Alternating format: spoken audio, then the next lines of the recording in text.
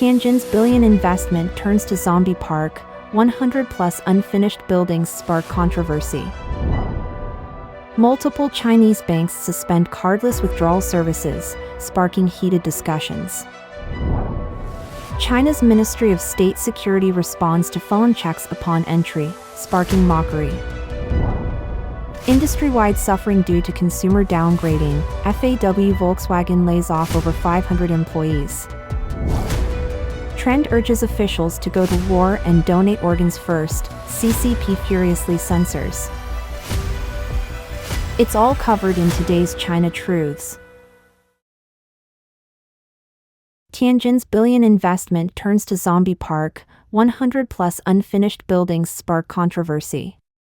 Despite various market rescue measures introduced by the Chinese authorities, China's real estate market continues to deteriorate. On May 28, CCTV News reported that the Shaxiang Chemical Pipe Logistics Center, also known as Binhai Building Materials City, located in Tianjin's Binhai New area, has been under construction since August 2011 and remains incomplete. The project site has been deserted for years with more than 100 unfinished buildings, and the land has been left idle and wasted. 10 years ago, the project was promoted as the Binhai Shaxiang International Logistics Center, with a planned total investment of 1.3 billion yuan, about $180 million, to create a modern logistics hub integrating procurement, storage, and transaction settlement. However, a decade has passed, and not only has no merchant settled in the park, but the construction is also still unfinished. The project covers an area of 370,000 square meters and started construction in August 2011. It was halted due to lack of sales permits and unauthorized changes to planning and construction, and to this day, it still cannot undergo planning acceptance. The report mentioned that the project's investor, Tianjin Shaxiang Investment Development Company, Limited, is on the brink of bankruptcy, and the land has been seized. After entering bankruptcy liquidation, those who had purchased were listed as creditors. Some buyers strongly disagree with being treated merely as creditors and have repeatedly demanded that the authorities confirm their rights to the purchased properties. Shaxiang Company believes that the lack of effective implementation of government support policies and the wait-and-see attitude of financial institutions and partnering entities led to the rupture of the company's financial chain and subsequent financial litigation. The continuation of construction halted, registered merchants began to deregister, and a series of reasons have caused the project to stall to this day. On May 29, the topic of over 100 unfinished buildings exposed in a Tianjin industrial park has topped the hot search lists on Baidu and Sino Weibo, sparking widespread discussion. Chen Zhihui, a lawyer from Beijing's Jindu law firm, said, "The phenomenon of unfinished buildings and half-completed projects may become increasingly common in an era of economic downturn and a sluggish real estate market." The Tianjin Industrial Park is just a microcosm of this issue. Another influencer, Jiku Jixi, mentioned, "It's not always the enterprises that want to leave projects unfinished. The government and businesses pull each other back and forth, and after the buildings are completed, the necessary certificates cannot be obtained, and the money cannot be recovered, leaving the enterprises ultimately unlucky." Someone else said, "It's not new, unfinished buildings are everywhere nationwide, and this is also a reflection of the real estate industry." The Chinese real estate crisis is intensifying, facing the risk of collapse. On May 17, the Chinese government announced a series of measures to rescue the housing market aimed at managing the risks of unfinished housing and absorbing the stock of unsold homes, among other things. Nomura Securities estimates that there are still up to 20 to 30 million unfinished houses in China, and the government would need to spend at least $440 billion to complete these houses and resolve the deadlock severely affecting the Chinese real estate market and the broader economy. Multiple Chinese banks suspend cardless withdrawal services, sparking heated discussions. On May 21, Bank of Communications announced that starting May 24, it would discontinue the cardless cash withdrawal service via its mobile banking app. Previously, customers could withdraw cash from bank ATMs without needing a physical card. Before Bank of Communications, another state-owned bank, Agricultural Bank of China, had already suspended its mobile banking cardless cash withdrawal service. Additionally, on May 17, China CITIC Bank announced the closure of its cash self-service equipment authorization code withdrawal function.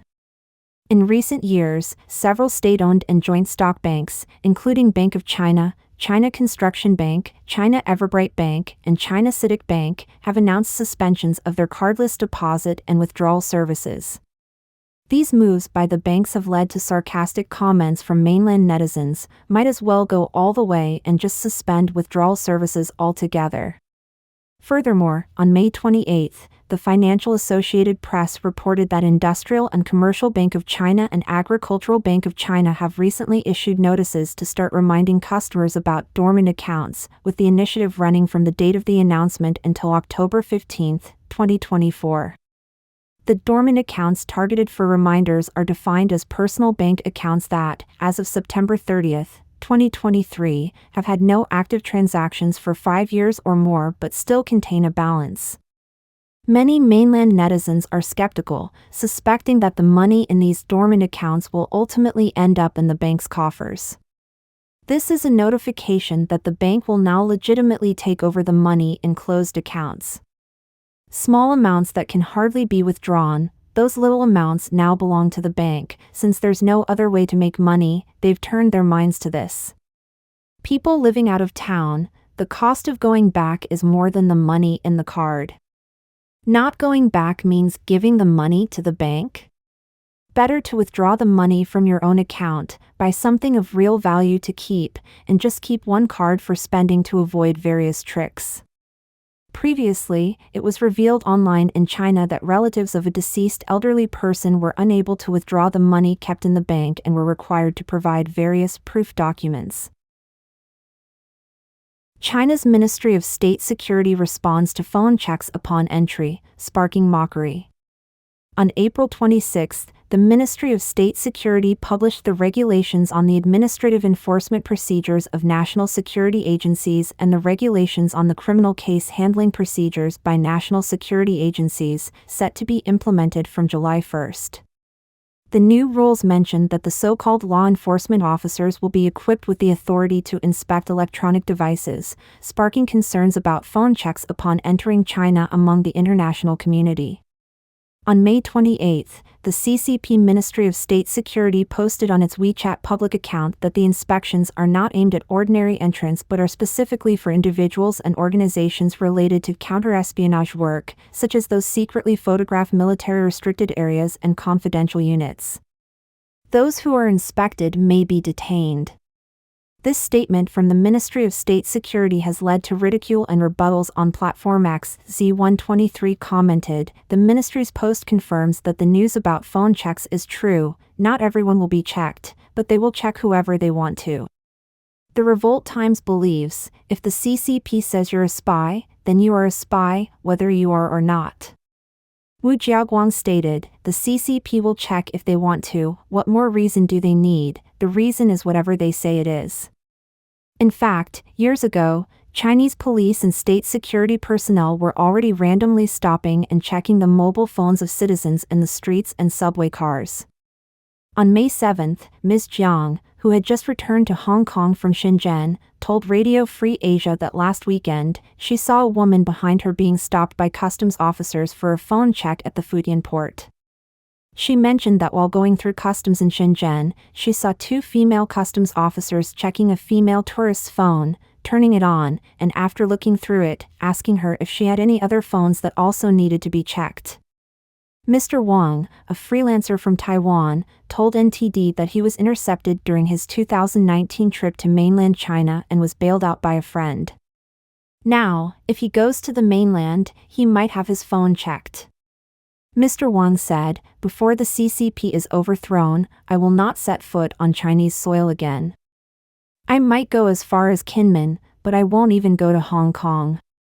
Because if I do, I would be putting myself in danger." Industry-wide suffering due to consumer downgrading, FAW-Volkswagen lays off over 500 employees.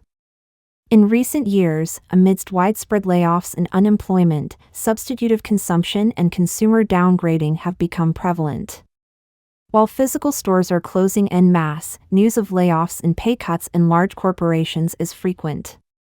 According to the Daily Economic News, automotive giant FAW-Volkswagen conducted layoffs on a large scale for the first time in China. The report cites a document titled Report on the Personnel Reduction Plan of FAW-Volkswagen Automotive Company, Limited Foshan Branch, which indicates that the Foshan branch of FAW-Volkswagen has over 700 surplus employees whose positions are difficult to continue to arrange. Accordingly, the Foshan branch will select from these surplus employees those who joined from July 2019 and whose labor contracts expire in July this year, totaling 690 people. From this group, 565 employees with the lowest performance rankings will not have their contracts renewed under the premise of contract expiration and will receive economic compensation in accordance with relevant legal provisions. The document also notes that to facilitate the layoffs, the FAW-Volkswagen Foshan branch planned to halt production from May 25 to June 10. However, FAW-Volkswagen later denied this claim, stating that the production halt was not true, and that the layoffs would not affect normal production and operations. The document particularly mentions that this is the first time FAW-Volkswagen has conducted layoffs on such a large scale since its operations began. In order to ensure social stability and prevent the emergence of negative public opinion, the company hopes that government departments will provide the necessary support and guidance. FAW-Volkswagen, established in 1991, is a major automotive manufacturing plant formed through a joint venture between China First Automobile Group and Germany's Volkswagen. It is one of China's leading traditional Sino-foreign joint venture automotive manufacturers. The report points out that FAW-Volkswagen faces challenges in its transformation towards new energy vehicles, experiencing strategic difficulties with poor sales performance. According to official data, from January to April this year, FAW-Volkswagen's cumulative sales volume was approximately 514,300 vehicles, an increase of 0.9% from the same period last year. However, monthly sales in February, March, and April decreased by 16.2%, 4.2%, and 15.6%, respectively. Trend urges officials to go to war and donate organs first, CCP furiously censors. Recently, a trend has emerged in mainland China encapsulated by the sentiment, "Don't look for me when it's time to fight, you party members go first."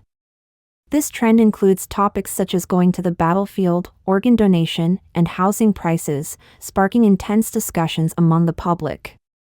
In response, the CCP has harshly criticized and censored these discussions.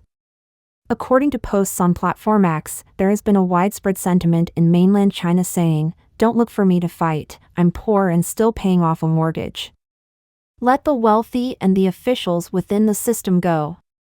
The government has criticized this sentiment, with official statements saying that the idea of civil servants going to war first because I have a mortgage is an evasion of national responsibility and undoubtedly an insult to the government. They have called on the public not to spread this sentiment. However, netizens have responded en masse, saying, "I don't have social security, no school district housing, no job, and I only have a temporary residence permit.